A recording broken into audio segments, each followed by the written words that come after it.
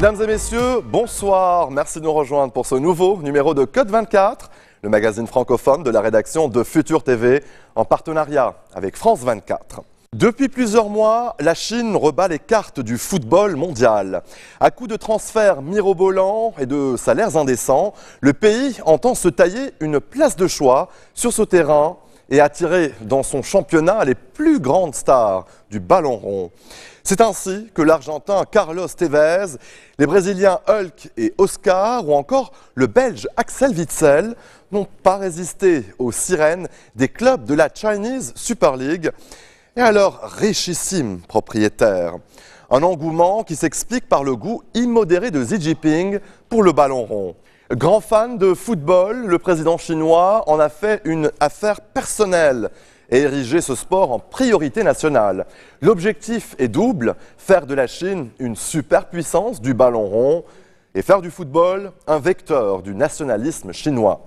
Le pays vise très haut, la Chine est sur les rangs pour organiser une prochaine Coupe du Monde et se rêve déjà en championne du monde en 2050.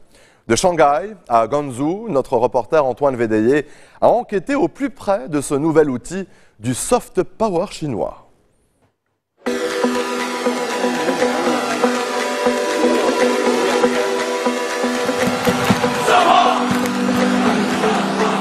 C'est une soirée de gala. L'ouverture du championnat chinois de football. 30 000 supporters rassemblés dans le stade, une marée bleue venue encourager l'équipe du Shanghai Shenhua. L'un des clubs les plus populaires de Chine. Le Shenhua, c'est le champion, c'est le meilleur ambassadeur du foot en Chine. Il y a une super ambiance, je pense qu'on n'a rien à envier à un stade européen. Surtout depuis que des stars internationales ont signé au club. La plus célèbre d'entre elles, l'attaquant argentin Carlos Tevez. Pour le convaincre de rejoindre Shanghai, le club lui offre un salaire de 38 millions d'euros par an. C'est le joueur le mieux payé au monde. À Shanghai, mais aussi à 1500 km de là, à Tianjin, une poignée de milliardaires flambent leur fortune dans le football. De nouveaux clubs apparaissent chaque année, d'autres changent de nom, sitôt rachetés par des magnats de l'immobilier ou des capitaines d'industrie. Tianjin a enregistré l'arrivée du Belge Axel Witsel et du Brésilien Pato. Montant des salaires, 18 et 10 millions d'euros annuels. Avant tout, je veux remercier le président et l'entraîneur pour m'avoir fait venir. Je suis vraiment content d'être là. L'homme qui signe les chèques, c'est lui, Xu Yurue. Il est à la tête de Chuanjian, un groupe pharmaceutique qui pèse plus d'1 milliard d'euros. Ses moyens sont illimités. Je suis fan de foot depuis de nombreuses années. En tant que supporter, je me suis toujours demandé ce que je pourrais faire pour aider le football chinois. Avant, je n'avais pas les moyens, mais désormais, depuis une dizaine d'années, je peux me le permettre. Moi, je n'ai pas de budget. Si je veux un joueur, je l'aurai coûte que coûte.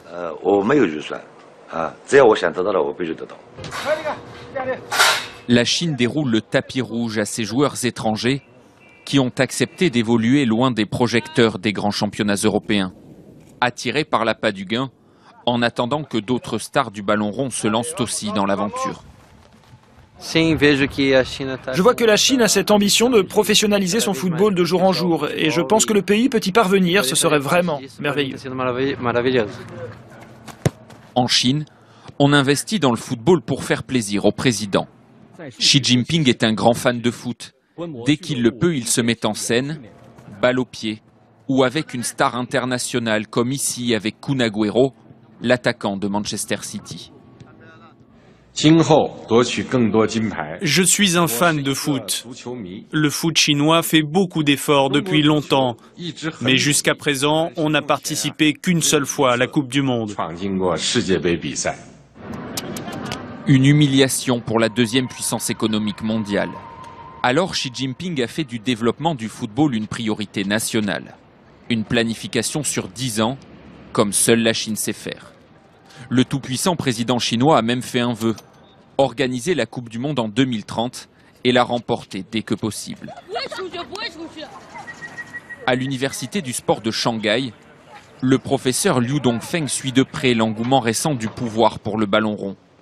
Il voit le football comme le nouvel outil du soft power chinois. Le football est largement lié à la politique.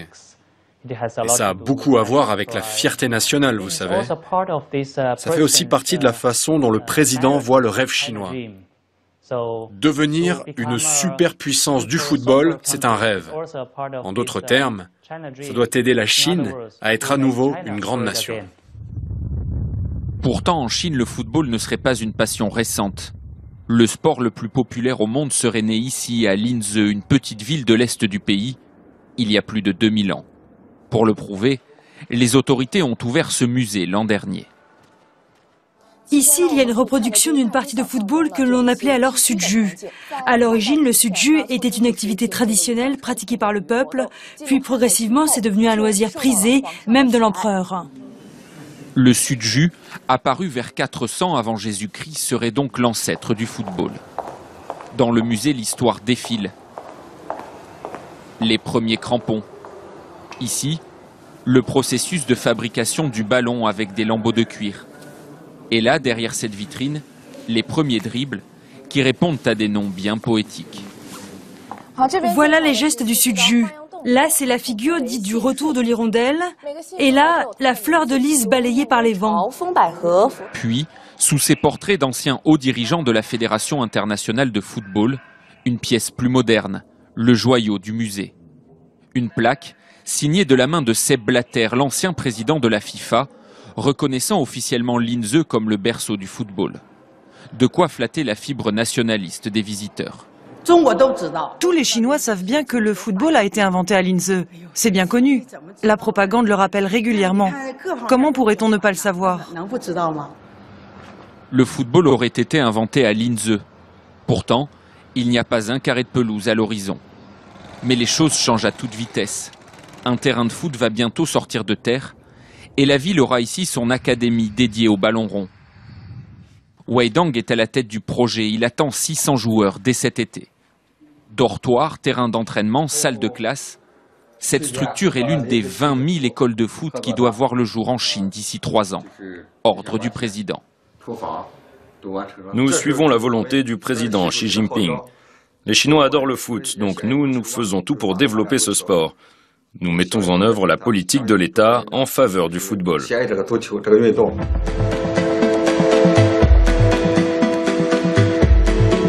À Linzhi, mais aussi à Shanghai, dans tout le pays, des rectangles verts poussent à vitesse grand V. Les chiffres donnent le tournis. À terme, l'empire du milieu vise un terrain de football pour 10 000 habitants. La capitale du football en Chine, c'est Guangzhou, au sud du pays. La 3e plus grande métropole chinoise accueille un établissement exceptionnel. Dans un décor de contes de fées, un château et son parc gigantesque. 65 hectares de terrain, plus de 20 000 mètres carrés d'infrastructures. La plus grande école de football au monde. Zhongle, lève-toi, dépêche-toi. 6h30, la journée commence. Les pensionnaires sont déjà en tenue. Ici, on vit et on dort football. Zhongle a 11 ans. Il est l'un des espoirs de cette académie. Le programme mêle enseignement scolaire et foot. D'abord, on va aller à la cantine pour petit déjeuner. Après, on va assister au premier cours d'anglais du matin. Ensuite, on a 2 autres cours, puis on va à l'entraînement. L'académie a ouvert il y a 5 ans. Une fabrique à champions qui accueille 2600 pensionnaires âgés de 7 à 17 ans. À la cantine, Zhongle surveille déjà son alimentation comme un vrai professionnel. Il faut que je mange du bœuf et pas de nourriture grasse. Je ne dois pas non plus boire de boissons gazeuses, mais plutôt du lait.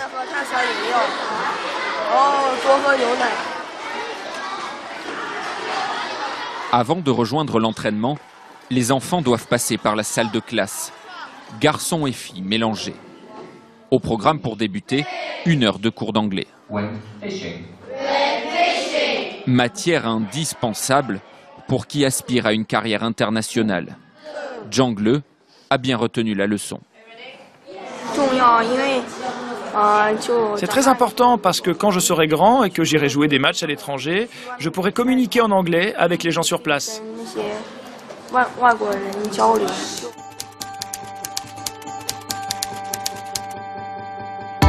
Après l'école, tous les jours pendant 2 heures, les enfants chaussent les crampons.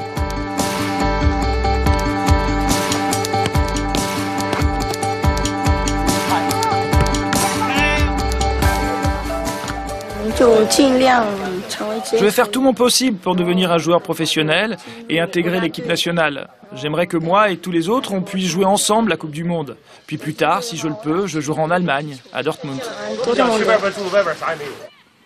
Pour chaque enfant, la scolarité s'élève à 8 000 € l'année. Une fortune en Chine. Mais à ce prix-là, Zhang Le et ses copains ont droit à l'excellence. 24 entraîneurs venus du Real Madrid pour faire d'eux de futures stars du ballon rond. José Artieta a été recruté il y a 3 ans. Sa mission, il le sait, est immense. Former des joueurs capables de remporter la Coupe du Monde. Le plan de la fédération et du président est un plan sur le long terme. C'est important de comprendre que le football et le développement du football, ça prend du temps. Aujourd'hui, c'est très difficile d'imaginer qu'un pays comme la Chine, qui n'a pas de culture du foot, puisse gagner une Coupe du Monde. Mais on verra, le train est en marche.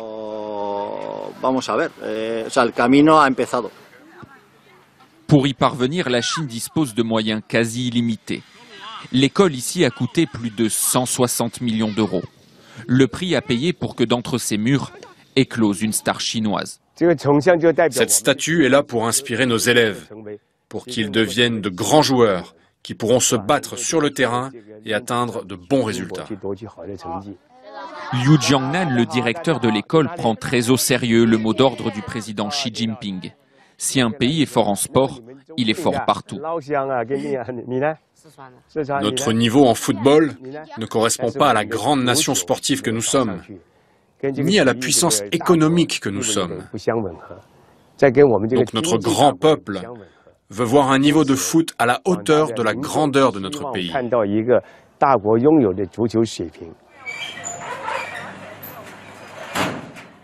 Guangzhou n'a pas que cette école pour redorer le blason du football chinois. Le club local est champion du pays depuis 6 ans, sans interruption. Mais aujourd'hui, les supporters ont d'autres exigences. Moi, je pense qu'il faudrait diminuer le nombre de joueurs étrangers petit à petit. Parce qu'après tout, nous sommes dans un championnat chinois. Il faut qu'on forme plus de joueurs chinois pour que dans le futur, notre équipe nationale soit meilleure.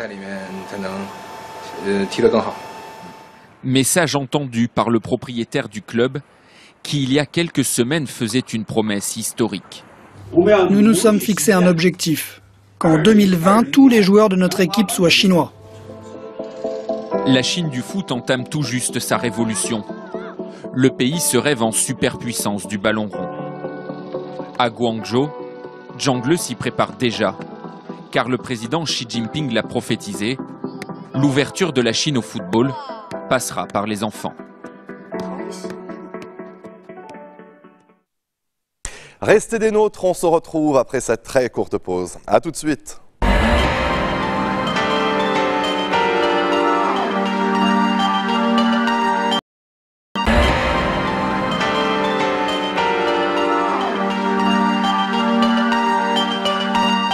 Retour sur le plateau de Code 24. Il y a un mois, l'État islamique perdait son fief syrien de Raqqa après de longs mois de combat contre les forces démocratiques syriennes. Des dizaines de milliers de personnes ont fui cette cité du nord du pays durant l'offensive qui l'a transformée en ville fantôme, truffée de mines laissées par les djihadistes. Retour sur les derniers jours de combat qui ont précédé la chute de l'ex-capitale du groupe État islamique en Syrie. Le reportage de James André.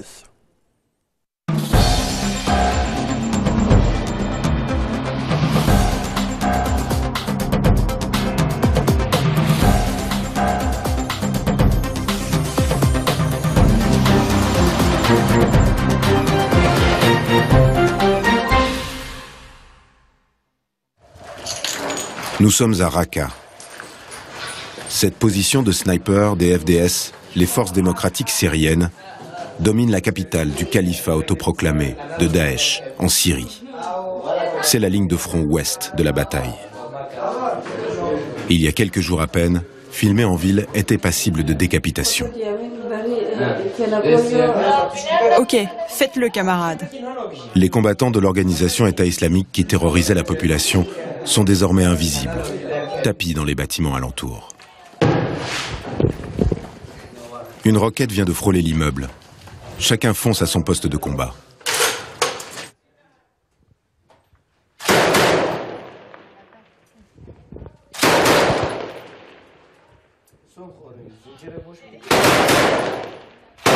Est-ce que tu vois cette barre d'immeuble? Ils sont là, dans le 3e bâtiment. Dans cette zone, c'est avant tout une bataille de snipers. Takushin a appris le tir à Kobané.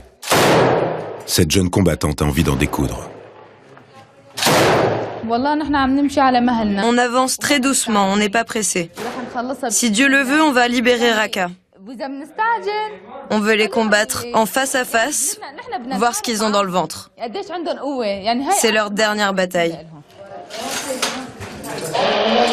La position des djihadistes est trop loin, même pour cette mitrailleuse lourde. L'aviation de la coalition entre en jeu.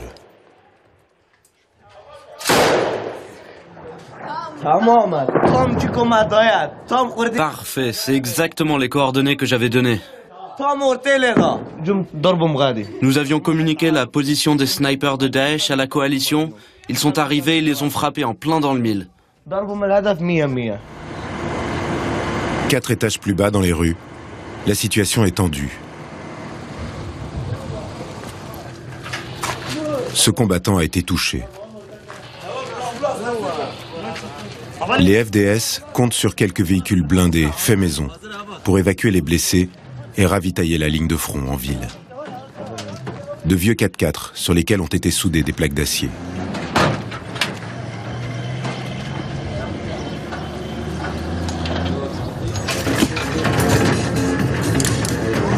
Au volant, Aguid, un pilote qui n'a pas froid aux yeux.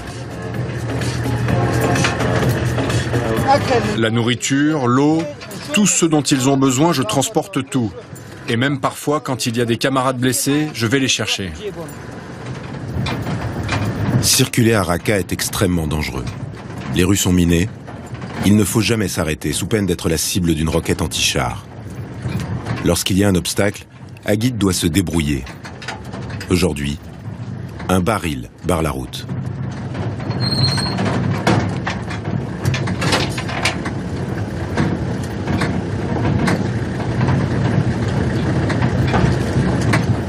Aguid saute du véhicule en marche, dégage la route, puis reprend le volant. Il a l'habitude. À Raqqa, s'arrêter, c'est mourir.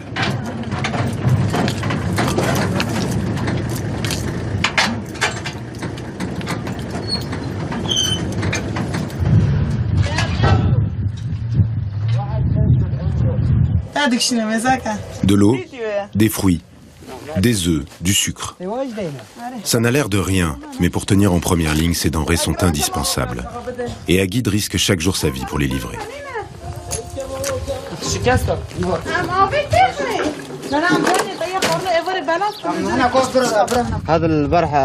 Hier, les snipers nous ont tiré dessus. On était en route vers le front. Ils nous ont aussi tiré dessus à notre retour, de nuit. Ils ont essayé de nous arrêter. Ils ont utilisé une roquette anti-char. Mais on roulait très vite. Et heureusement, ils nous ont ratés.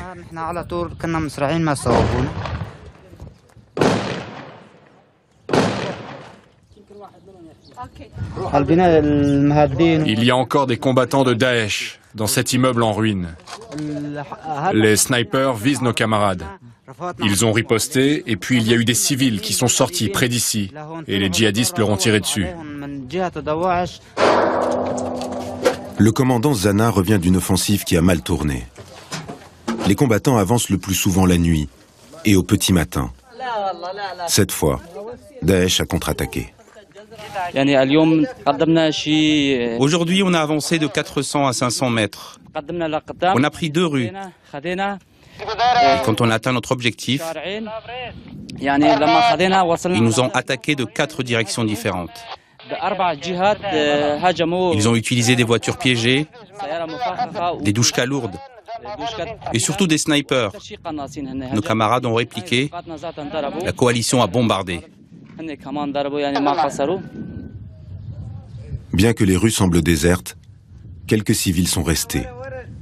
Ils se terrent chez eux et essayent de survivre. Ils ne sortent que lorsque les combats s'arrêtent. Certains viennent chercher de l'aide dans cette maison qui sert de base au FDS. Ils sont en état de choc. On a vécu des jours terrifiants, tu ne peux pas imaginer. Les bombes tombaient comme des cailloux, comme la pluie. Nos voisins sont morts. La famille d'Abou Bandar, tous ont été déchiquetés. Il y avait des morceaux partout. Abou Hamas, notre voisin, a pris un éclat dans la tête. Il est mort sur le coup. Kataïba, son fils, a perdu sa main. Il avait déjà une main coupée et il a perdu sa 2e main. Les gens disaient que les Kurdes arrivaient et je suis sortie pour voir. Le sniper de Daesh m'a tiré dessus. J'ai senti la balle passer, je me suis baissée. Une seconde balle m'a touchée. 2 balles, regarde. La 2e est rentrée par là. Je me suis recousu le ventre toute seule. Nous quittons le front ouest de la bataille de Raqqa pour son front est. Il nous faut contourner les positions de Daesh au nord. En tout, 5 heures de détour pour parcourir 16 km. Nous avons rendez-vous avec Clara. C'est elle qui commande dans cette zone.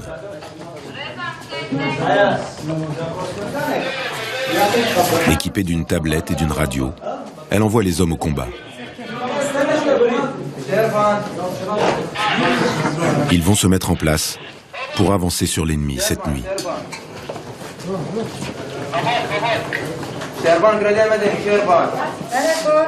Elle est aussi en charge de la coordination avec la coalition. L'avion n'a pas frappé. Annule, c'est bon. Ils s'en sont sortis vivants, ils sont vivants.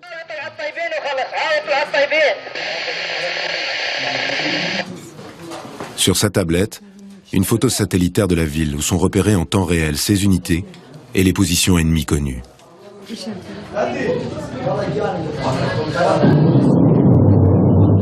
D'ici, on peut voir le travail des avions de la coalition au-dessus de la ville. Les FDS ne sont pas les seuls à utiliser la haute technologie dans cette bataille de Raqqa. Les djihadistes utilisent des drones pour frapper cette base logistique à l'entrée de la ville. La ligne de front est à plusieurs centaines de mètres. Pourtant, ici, des bombes tombent toute la journée. Attention, il y a quelque chose dans le ciel. Restez bien vigilants. Et quand le drone arrive, alertez-moi. À couvert, vite, vite!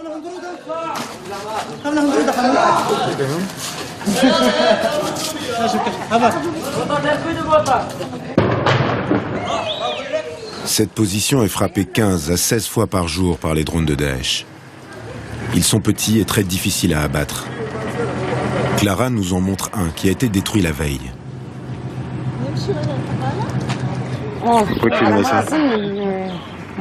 Ils attachent la bombe ici. Ils pilotent avec des télécommandes et quand ils voient les camarades, ils la larguent. Il y a un support ici. Et là, ils larguent au sol. Il y a les drones et il y a les snipers. Ce groupe de combattants rentre tout juste du front. Aujourd'hui, ils se sont retrouvés face à des enfants.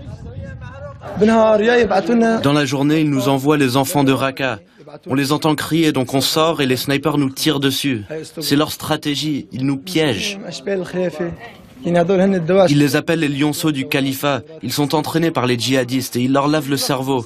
Ils portent des armes, ils crient Allahu Akbar et ils imitent les combattants adultes. Et vous faites comment ? Quand on les voit, on a pitié. On ne veut pas leur tirer dessus, mais on est obligé pour qu'ils s'éloignent. Ils veulent nous combattre, nous tuer. Pour eux, c'est nous les terroristes. Ce jeune garçon a réussi à fuir la vieille ville de Raqqa avec son père, à bord d'une moto.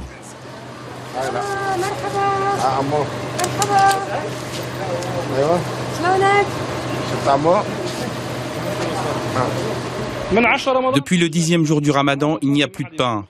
On ne voit plus les membres de l'organisation. Ils sont au combat. On ne les voit plus. L'homme est déterminé à retourner chercher le reste de sa famille. Il est escorté par ce blindé des FDS jusqu'à leur position la plus avancée. Aux camarades qui m'entendent, ne tirez pas sur la moto qui nous suit. Ce sont des civils. On s'enfonce dans la ville. Daesh avait fermé et piégé toutes les routes. Notre destination dans le quartier d'Al-Batani est à moins de 400 mètres de la muraille qui entoure le centre. Pour l'heure, tout est calme. Clara tient à ce que ces deux civils aient une chance de s'en sortir.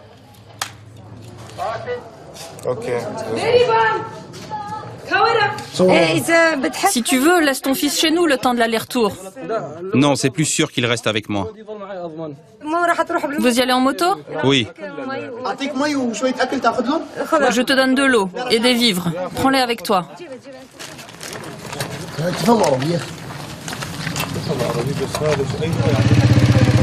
Cette fois, l'homme et son fils repartent seuls vers le bastion de Daesh. Ils espèrent en revenir vivants avec le reste de leur famille. Les FDS ont promis de les couvrir. Alors qu'ils s'éloignent, les combats redoublent d'intensité.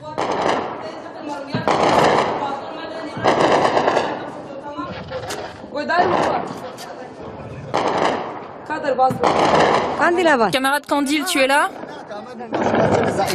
Mettez-vous à couvert. Est-ce qu'on peut bouger maintenant? Oui, mais avec le blindé. Ils tirent au 23 mm et au mortier. Soyez prudents. Ok, parfait. On bouge rapidement.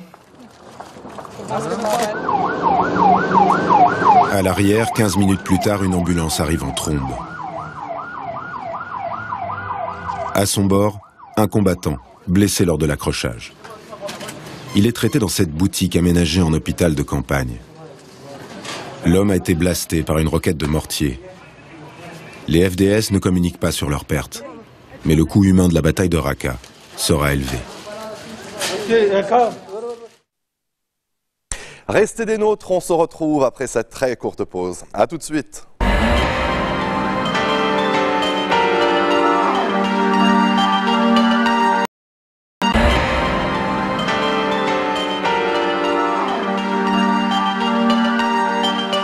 Retour sur le plateau de Code 24. Nous vous parlons désormais d'un sujet qui touche 80 millions de couples dans le monde, l'infertilité.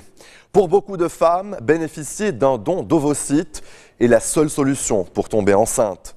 En France, le don d'ovocytes est gratuit et anonyme, mais les donneuses sont peu nombreuses. On estime qu'il en manquerait 900 pour répondre à la demande des couples sur la liste d'attente. Pour les femmes noires, le temps d'attente est souvent multiplié par 4 et trouver une donneuse devient alors un véritable calvaire. Notre journaliste est donc allé à la rencontre de certaines d'entre elles. C'est un reportage signé Zohra Ben Miloud. Sandrine a 34 ans et depuis quelques années, cette franco-camerounaise se bat contre son infertilité. Pour tomber enceinte, Sandrine a tout tenté. Aujourd'hui, son ultime recours est le don d'ovocytes. Mais en France, les donneuses noires sont rares et le sujet particulièrement tabou dans la communauté africaine. Alors depuis un an, elle mène une campagne de sensibilisation à l'infertilité et part à la rencontre de la diaspora africaine de Paris. Il est important de sensibiliser la communauté parce qu'aujourd'hui, la durée d'attente lorsqu'on est noir comme moi, lorsqu'on souhaite un phénotype noir, c'est de 7 années. 7 années pour les femmes, plus de 7 ans pour les femmes et plus de 10 ans pour les hommes. Sandrine veut informer, mais surtout briser le tabou de l'infertilité. Un message jamais facile à faire passer. Je sensibilise sur l'infertilité parce que je suis infertile. Non, n'ayez pas peur. Je vous donne la brochure en fait. C'est pour parler d'infertilité. Non, mais on est juste passé. Non, merci, c'est bon. Merci. Vous êtes sûr? Le combat de Sandrine est un combat de longue haleine, mais aussi un exutoire pour cette femme qui attend toujours un don mais qui refuse de se résigner. Moi, j'ai su mon infertilité assez jeune. J'aurais aimé qu'on me parle de ça. J'aurais aimé, quand j'ai poussé la porte, quand j'ai eu mes premières douleurs de fibrome à l'âge de 20 ans, qu'on me parle d'infertilité. J'aurais aimé, quand j'allais tout le temps renouveler mon ordonnance chez le gynéco, j'aurais aimé qu'on me parle de conservation ovocitaire. J'aurais aimé qu'on me fasse les examens hormonaux. J'aurais aimé qu'on me fasse tout ça. C'est pour ça que je le fais aujourd'hui, parce que j'aurais aimé tout ça pour moi. Le don d'ovocytes. Une technique qui permet chaque année à des centaines de femmes de donner la vie. En France, l'établissement qui enregistre les meilleurs taux de réussite est l'hôpital Cochin à Paris. Ici, chaque année, des dizaines de bébés de toute origine naissent grâce au don d'ovocytes. C'est dans cet hôpital que Monica, franco-congolaise, a fait un don il y a plusieurs années. J'ai donné mes ovocytes il y a de cela 10 ans, après avoir eu mon premier enfant. J'ai été contactée par une dame que je connaissais qui était à l'époque entre guillemets infertile, qui ne pouvait pas donc avoir naturellement un enfant. Je me rends compte que oui, chez nous, les femmes, on va dire entre guillemets de couleur, c'est beaucoup plus compliqué parce que on n'a pas assez d'informations sur le don d'ovocytes. Donc effectivement, il y a une très longue attente. Aujourd'hui, je ne regrette pas mon geste, pas du tout. Si il fallait le refaire, je le referais peut-être, mais l'attente est très longue. Dans l'est de la France, nous retrouvons Raïssa. Elle n'a pas encore eu la chance de trouver une donneuse. Cette franco-mauritanienne de 39 ans attend un don depuis maintenant 5 ans. Un lourd fardeau qu'elle porte seule, elle fait le choix de se confier à visage couvert. J'ai appris que j'étais en insuffisance ovarienne à l'âge de 34 ans. Et notre parcours a été assez difficile et que j'étais partie juste pour un contrôle gynécologique. On s'est rendu compte qu'il y avait une insuffisance ovarienne. On nous a dirigés directement vers le don d'ovocytes. Et depuis, on est sur une liste d'attente qui est assez longue. Et vu qu'on est noir, donc il n'y a pas assez de donneuses. Donc là, ça fait 5 ans qu'on est sur la liste et on n'attend que ça en fait. Si j'étais blanche, on va dire ça comme ça, le temps d'attente, il est de 1 an minimum et maximum 3 ans. Et actuellement, en tant que noir, le temps d'attente minimum, il est de 5 ans et le maximum, il peut être de 10 ans. Sauf si on va à l'étranger, sachant que l'étranger, c'est hyper cher, donc c'est pas donné à tout le monde. On est à tout le monde. Pour nombre d'amateurs des bonnes choses de la vie, les cépages chardonnay et pinot noir font la réputation de la Californie. D'autres apprécient un produit tout aussi californien, mais aux appellations moins connues du grand public, telles que le Blue Widow ou encore Cendrillon 99. Des variétés de cannabis qui fleurissent dans les collines de Sonoma et Mendocino, récemment dévastées par de gigantesques incendies, vignobles et champs de cannabis compris. Ces deux moteurs de l'économie locale ont beaucoup souffert, mais aux yeux des autorités fédérales et des assureurs, ils sont loin d'être sur un pied d'égalité. Pourtant, en 2016, l'économie du cannabis californien représentait plus de 2 milliards de dollars. Face à l'adversité, les cannabiculteurs se serrent les coudes et espèrent sortir de la semi-clandestinité qui caractérise encore à ce jour leur activité. Reportage signé Gallagher Fenwick. Ce trajet, ce décor calciné lui brise le cœur. Kimberly Tate fait partie des nombreux producteurs de cannabis en Californie, dont la récolte a souffert des incendies. Les flammes ont épargné sa maison mais l'ont empêchée de rentrer chez elle. Ses plantes n'ont pas été arrosées pendant des jours. Leurs feuilles sont parfois couvertes de cendres. Kimberly craint d'avoir perdu une bonne partie de son cannabis, dont elle loue les vertus thérapeutiques. Voilà les variétés que je développe. Elles sont recommandées pour ceux qui souffrent de troubles liés au stress post-traumatique. Et après ces incendies, il risque d'y en avoir beaucoup. Au départ, je comptais plutôt cibler les vétérans de guerre, mais en fin de compte, ce sont mes voisins que je vais devoir aider.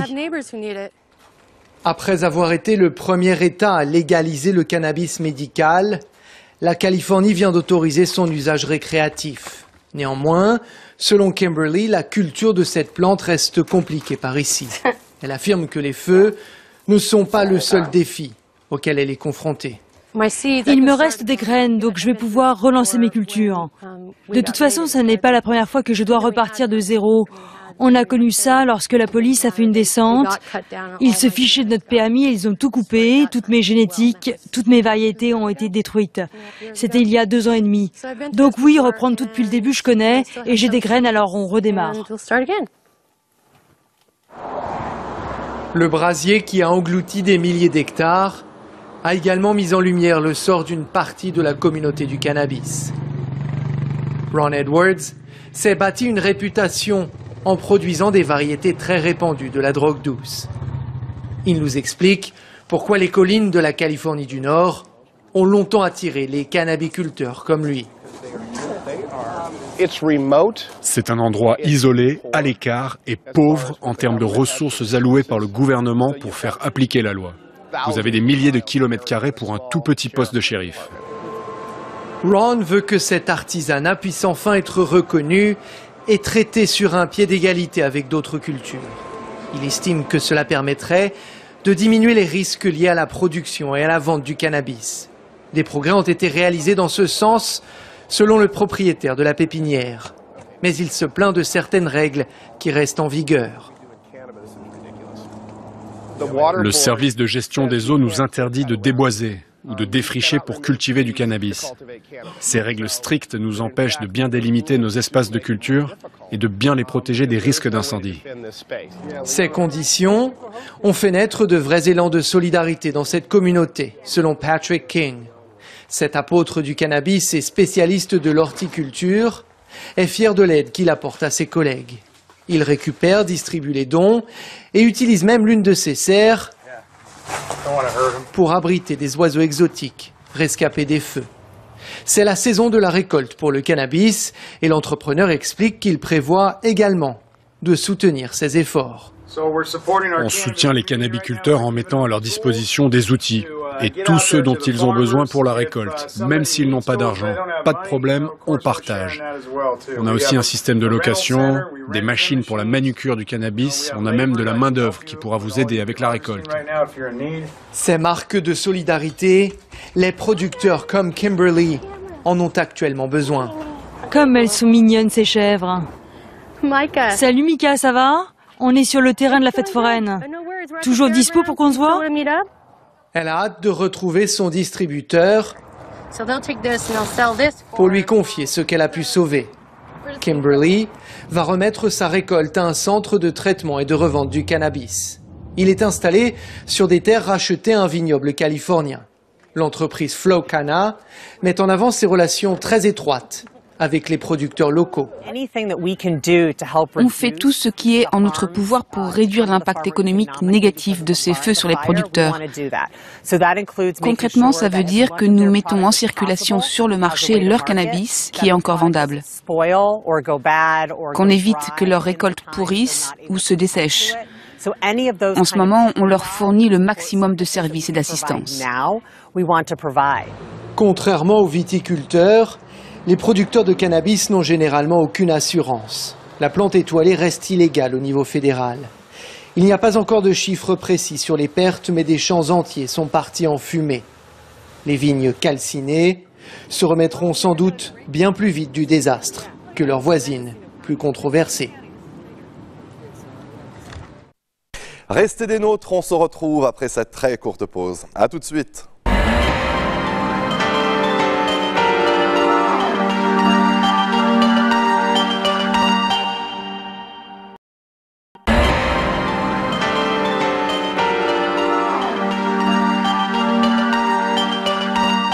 Les groupes de luxe cherchent à stimuler la jeune création. Quoi de mieux alors qu'organiser son propre concours pour dénicher la perle rare?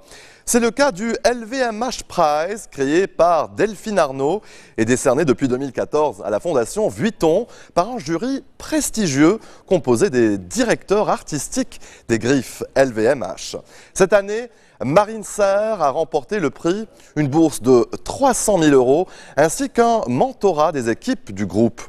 À 25 ans, la Française s'est alliée créativité et business. Reportage. Stimuler la jeune création, c'est le credo des groupes de luxe. Dès lors, quoi de mieux qu'organiser son propre concours pour dénicher la perle rare? Décerné à la Fondation Vuitton par un jury prestigieux, à savoir les directeurs artistiques des maisons du groupe LVMH, le LVMH Prize est la plus médiatisée des compétitions. 1200 candidats, 8 nominés, 2 lauréats. Le japonais Akasaka a remporté le prix du jury, 150 000 € pour une collection basée, entre autres, sur le recyclage. Par exemple, à New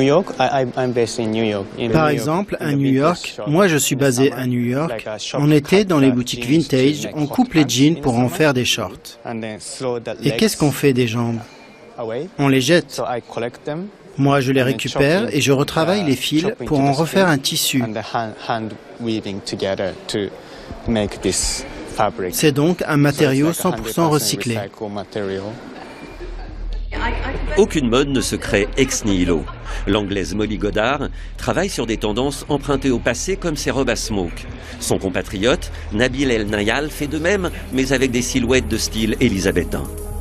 J'étudie comment sont construits les vêtements de sport et comment les matériaux sont liés entre eux, y compris avec des technologies innovantes comme les impressions 3D. On peut porter d'une façon moderne des vêtements anciens et montrer comment l'artisanat contemporain peut être nourri par la technologie. Technologie qui est à la base du travail sur les accessoires qui accompagne la mode unisexe de Yoon Han, créatrice née en Corée du Sud, élevée aux États-Unis et qui travaille aujourd'hui à Londres. Maria Kazakova, elle, est née à Novosibirsk en Sibérie, mais elle a monté sa griffe à New York. Elle recycle des vieux stocks de chez Adidas et Puma qu'elle brode de slogans engagés. C'est une citation de Seun Kuti, le fils de Fela Kuti. Cela résume bien ma collection. C'est à propos de tous ces vêtements de seconde main que l'Occident donne à l'Afrique. Et comment cela aide, ou plutôt détruit l'industrie et l'artisanat.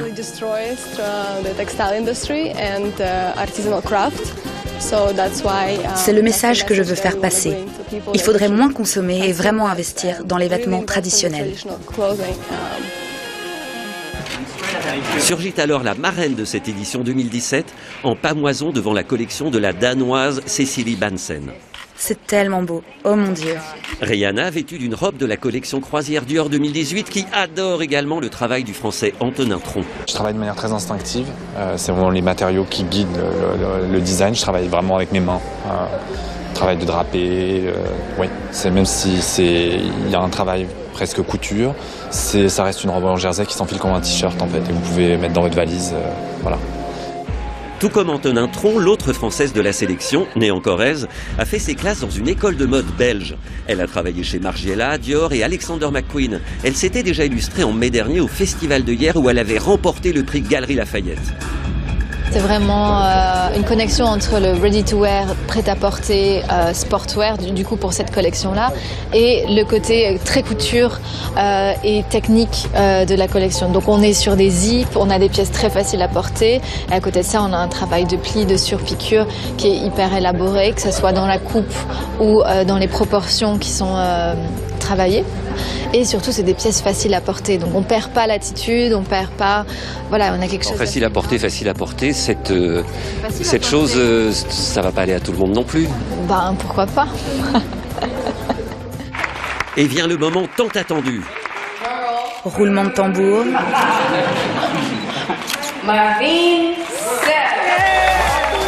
Marine Serre, 25 ans. Je n'ai jamais rencontré une personne aussi heureuse dans ce qu'elle fait. C'est vraiment quelqu'un de positif, qui a les pieds sur terre. C'est une Française très très talentueuse. Oui, c'est au tour de la France maintenant. Le prix 2016 avait été attribué à une Britannique. Le prix soutient la créativité, mais en même temps, il soutient les gens qui ont un véritable sens des affaires. Marine est un bon mix entre créativité et business. Non, c'est parce que c'est une femme. Je ne sais pas, mais elle devrait avoir les épaules solides si elle veut jouer à ce jeu-là. Qu'est-ce qui va se passer avec ce prix maintenant? On va trouver un appartement un peu plus grand. Oui, je pense. Un atelier un peu plus grand pour pouvoir travailler, parce que là, on avait vraiment un espace qui était tout petit. Donc, je pense que c'est la première chose à faire. Et puis, rémunérer l'équipe qui travaille pour moi gratuitement. Parce que jusqu'à présent, personne n'était rémunéré. Non. C'est Delphine Arnaud, l'aînée des 5 enfants de Bernard Arnault, qui a créé le prix en 2014.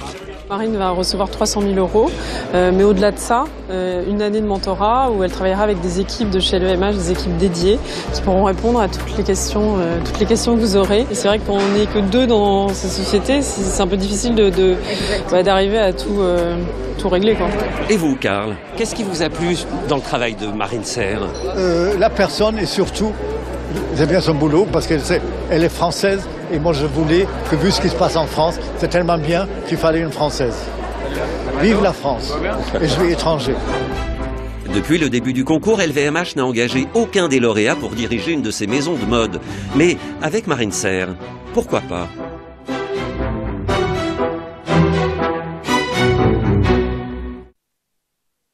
Et c'est la fin de cette édition. Merci à vous tous de nous avoir reçus chez vous. Très bonne suite de programme.